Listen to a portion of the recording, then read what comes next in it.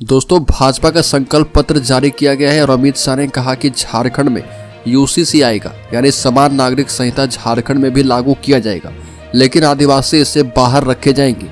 केंद्रीय गृह मंत्री अमित शाह ने कहा कि झारखंड में यूसीसी जरूर लाएंगे, लेकिन राज्य के आदिवासी को इससे पूर्णतः बाहर रखा जाएगा। आदिवासियों की कोई परंपरा इससे बाधित नहीं की जाएगी। यह आदिवासी आबादी को प्रोटेक्ट करने का भी जरिया होगा। अमित शाह ने होटल रेडिसन ब्लू में भाजपा का संकल्प पत्र जारी करते समय उक्त बातें कही और कहा कि झारखंड भाषाओं हो मुंडारी, कुड़खू, करमाली, सादरी को स्कूलों और शैक्षणिक संस्थानों में भाजपा के द्वारा लागू कर दिया जाएगा। बता दें कि अमित शाह ने कहा कि आदिवासी भाषा का व्याकरण और शब्दकोश भी तैयार किया जाएगा। इन सभी भाषाओं को 8वीं अनुसूची में समाहित करने का प्रयास हम करेंगे। सहारा में भी जिन लोगों ने पैसा निवेश किया है उनकी पाई अब बीजेपी की सरकार वापस करवाएगी।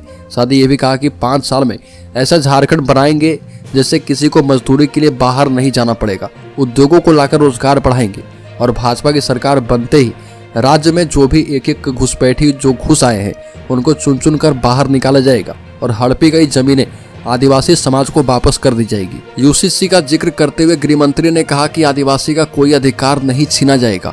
उत्तराखंड में एक मॉडल भारतीय जनता पार्टी की सरकार ने देश के सामने रख दिया है और उसमें हमने उत्तराखंड के आदिवासियों को, उनके रीति रिवाजों, संस्कारों को और उनके कानूनों को पूरी तरह से यूसीसी यानी समान नागरिक संहिता से बाहर रखा है। उनको इस कानून में शामिल नहीं किया गया है। बीजेपी देश भर में जहां भी यूसीसी लाएगी वहां आदिवासी को बाहर रखकर ही यूसीसी लागू किया जाएगा। वहां पर आदिवासी समाज को इस कानून के अंदर नहीं लाया जाएगा।